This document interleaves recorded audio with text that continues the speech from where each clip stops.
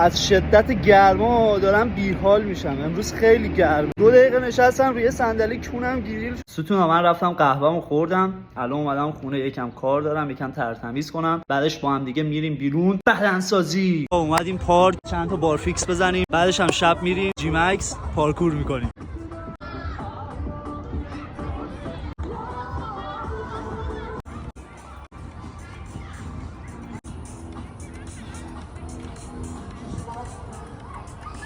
نزدیک بچه‌ها 2 ست دستبال زدیم، 2 ست بغل زدیم، الان میریم جلو بازو میزنیم 2 ست. 3 تا آخر بچه‌ها، هر ست هم 6 تاییه. بچه‌ها بارفیکس ها رو زدیم، الان میخوام شنا بزنم. نمیخواستم بزنم ولی خب چون انرژیش بود گفتم 2 ست میزنم. 2 ست 20 تایی هم شنا میزنم ولی شیب مخالف. Let's go. Yo.